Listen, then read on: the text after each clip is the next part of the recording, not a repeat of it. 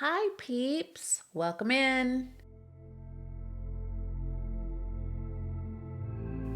Today, we are going to talk about a subject that kind of recently came up with a client, and it made me think about this subject. And it is, do you trust your own instincts? Well, yep, let's dig into that. Did you grow up having your instincts instantly crushed down? Were any of your ideas immediately met with, that's dumb, not right now, I don't know, I'll think about it? And then nothing was ever done with them. It never came to be. This can mess with your mind and your confidence and the decisions that you make that could be valid, but you don't know because you don't have an instinct, you're not sure, you're constantly asking other people's opinions. And even if your instincts are wrong, it doesn't mean that you're stupid. It just means, oh, that didn't work, let's move on. So let's dive into this subject a little bit more. I was coaching a few women over this last year, and something familiar kept popping up. And I've experienced this myself too. So you're not alone. Welcome to our club. Their indecisiveness to their own opinions. And I related to this so much until maybe 8 years ago. There was still like a part of me that kept, I wanted to get acknowledgement from other friends or other people on major decisions that I thought I knew they were good ones, but I needed that confirmation from other people. There was still a part of me that didn't trust my own voice. And I think this is true of a lot of unmothereds, is that everything we tried to have a voice to was shut down because our moms had to be the biggest person in the room. And so we learned to just keep constantly asking other people, which can be to a fault a bad thing. It's not bad to ask someone's opinion, but ultimately the decision has to be yours. The instinct of whether that's good or bad has to be yours. It has to come from your Holy Spirit, not anyone else's. And it doesn't matter if somebody says, well, that's crazy, you shouldn't do that. It may be crazy for them, but it might be the right lane for you. But you're never going to know if you don't trust your instincts. I've actually been led astray by people that don't want the best for me. And so this is where the danger can come in of listening to someone else's voice. Sometimes people are jealous of you or just are not nice people. They don't want you to get ahead. And so therefore they're going to do everything they can to mess with you. And so if you're constantly going to them thinking they're your friend, but they're actually undermining you, that can be a whole nother issue too. So you do need to listen to your instincts, not only for your ideas, but the instincts of how you feel about other people, which is a whole nother thing. You must trust your own instincts. I call it Holy Spirit led way because I can feel his presence when it's something that I feel so strongly about. It's just this innate thing that I feel in my body that I know like this is something really good. It lights me up. Or the opposite. If I'm around people that I'm like, oh, something feels off, my instinct is telling me danger, danger. Now, the hard thing in this is that if you've grown up in trauma, sometimes we overreact on our instincts, and so everything can become dangerous and we don't trust anything and all the feelings are coming up. So you have to learn how to decipher whether something is safe or not safe, whether something is a good idea or not a good idea. And also giving yourself the grace to know if I make a mistake, that doesn't mean that I don't need to trust my instinct ever again. My Holy Spirit led instinct doesn't mean that. It just means you were wrong and that's okay. And let's move on. I'm always saddened when I hear women saying like, I just don't know if my decision is right. Like I'm just scared. I'm scared to be wrong. And I get that. Somewhere along the way, someone has squashed your amazing power and your calling. The reason a mother or anyone else makes you feel bad about your ideas is because the enemy knows that the very thing that will make you shine, he's trying to squish down. You have been designed for something special, but you'll never get to where you want to get to if you just keep giving your gift away. You just let other people take the power. You just don't know if this is right or wrong, and so you're just going to throw it away, and you're not going to dig into it and go, maybe I should just keep checking on this and asking God to show me the next step. And, I have this feeling, maybe I should just, ask Him, show me the next thing, or put other people in front of me, or show me a plan of what to do. Some people will call instinct superpower, intuition, magical, but I call it the Holy Spirit because I believe that my faith has given me an instinct that can help protect and lead me to a productive life. So this is not some woo woo, like you have the power in you, blah, blah, blah. We do have a Holy Spirit power. Be mindful of that. You do have a Holy Spirit power. That is why Jesus died on the cross, so that He can impart the Holy Spirit into each one of us that do believe. But don't believe that you are all powerful. There's a difference. The power we have is through the Holy Spirit, which is God, which is Jesus. And so we always go to Him and ask for His permission. We ask, is this the right thing? We don't say, like, I'm so special. I have all this power. I don't need anyone else. I can look at the stars and I know everything. It's like, don't get into that kind of stuff. That is not good. And that's not the kind of instinct I'm talking about. I'm talking about a Holy Spirit led instinct. It's always leading you to a good thing, not some outrageous, crazy, I have this dream to, do something wild and crazy that is not safe, that is not honorable. Always just keep those things in mind. Is it honorable? Is it safe enough? Like it can be, it doesn't have to be in a box safe. Like I'm not talking about that, but safe where you're not hurting other people. That's what I'm talking about. Honorable, where it's something where people will look at you and go, that's a really good thing. Like those kind of instincts are really good. And we have those within us. But oftentimes, the enemy will see that beauty within you and say, I don't want her to shine. I mean, the very reason I do this podcast is because there was an instinct in both my daughter and I where like we could do this podcast on UnMothered's ourselves. We can do this. This is good. It was scary. It's unknown. We didn't know how to do it. It was crazy, but our instincts told us it's time. Well, where did that come from? That came from God saying, it's time. I need you to speak out on this, on all of these subjects that you have within you, that your brain and your mouth and your education and your certifications and all the things that I have led you up to this point. This is what I've led you up to. This is what I want you to do. But if I would say, well, I'm not sure, I don't know, let me ask other people. Some people might say, oh, that's too scary. Or I hear this a lot where people say, well, everybody has a podcast. Who else needs a podcast? No one needs a pod. Well, that's true. There are a lot of people that have podcasts, but not everyone has a podcast. And not a lot of people have podcasts on growing up unmothered.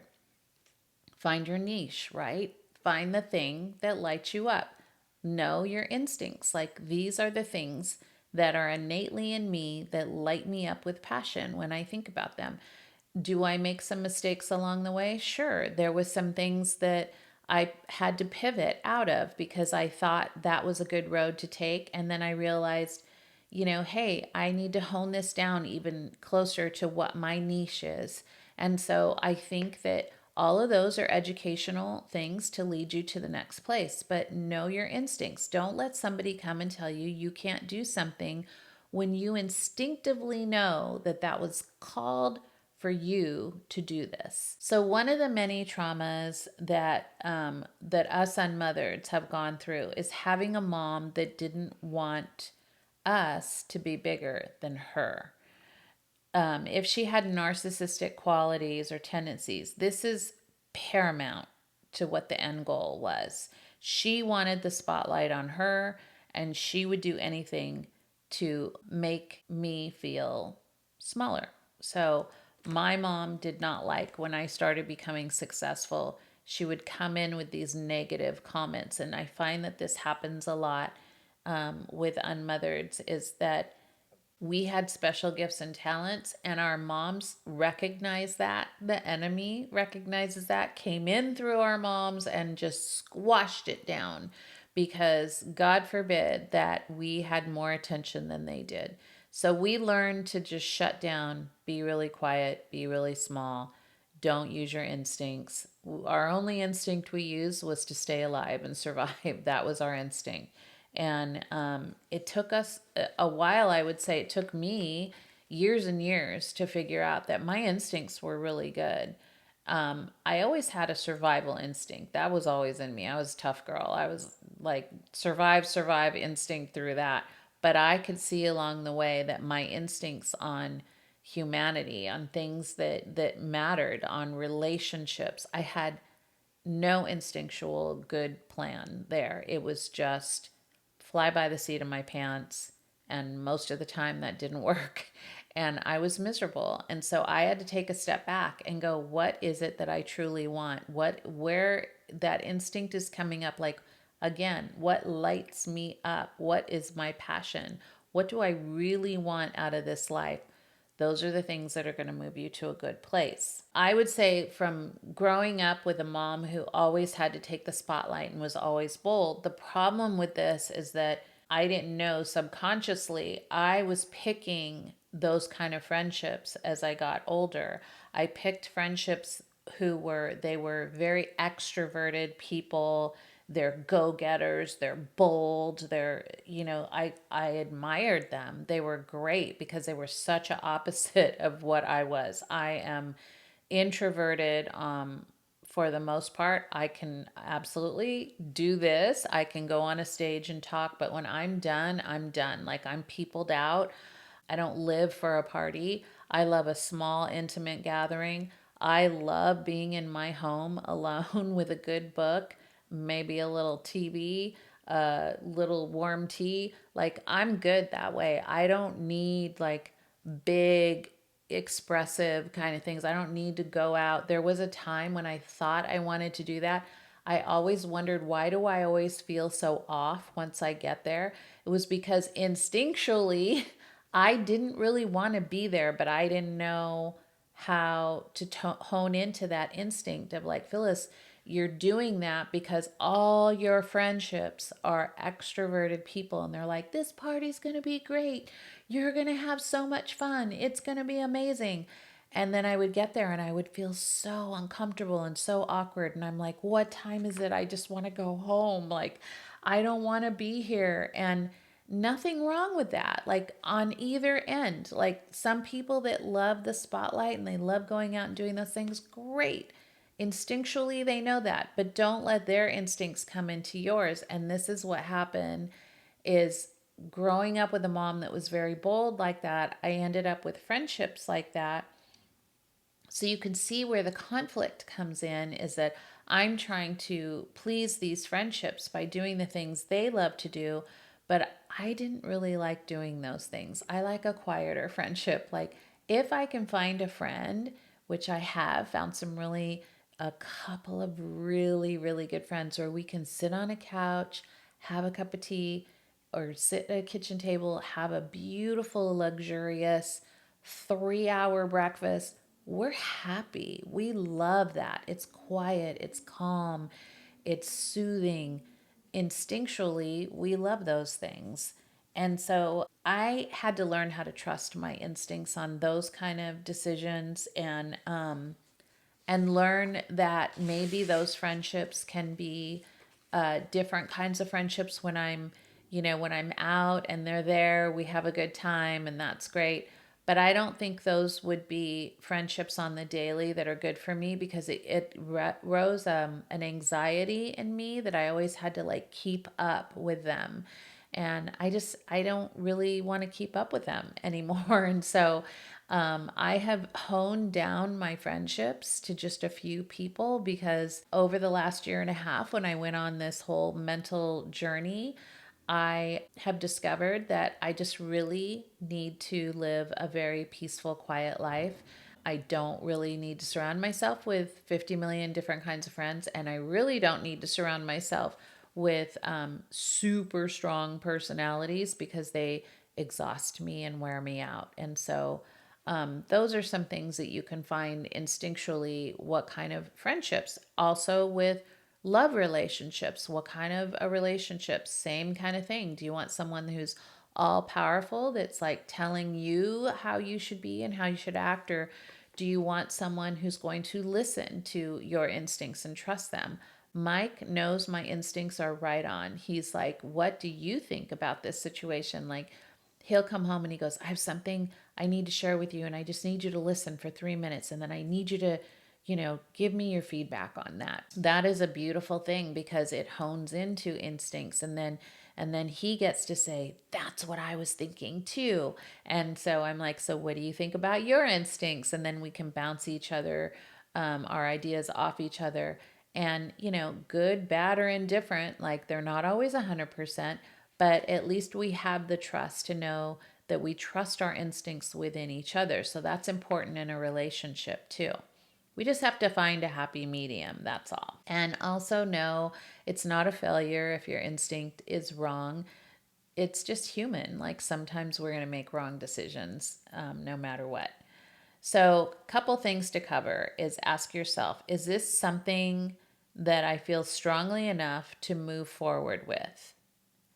I'm coaching someone with their memoir right now, and I see the progress when she follows her God given instincts.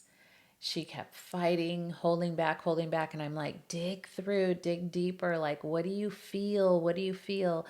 And all of a sudden it just bursted out. And it's just like she's doing some amazing writing right now. That's exciting to see. Do you need to separate yourself from your mom or others when they start making you feel like every decision you make is wrong? They aren't supporting you or moving you in a healthy way. You can never get ahead in your career, your personal life, or other things if you don't take chances and listen to your small, still voice. So start spending time with God and asking Him to help you feel your spirit stronger. Don't automatically ask friends to help you. You need to do this on your own. This is your unique power. You have to tap into it, maybe for the first time, and know that even if you fall, you are strong and you can get back on track. We all have times when our instincts have been wrong, every one of us. It doesn't mean that they're wrong all the time. Trust the process, it will serve you well. And what the enemy meant for destruction, God meant it for good. So I hope this episode helped you. I can't wait to come back and give you some other good episodes, peeps. And until next time, I'll see you later.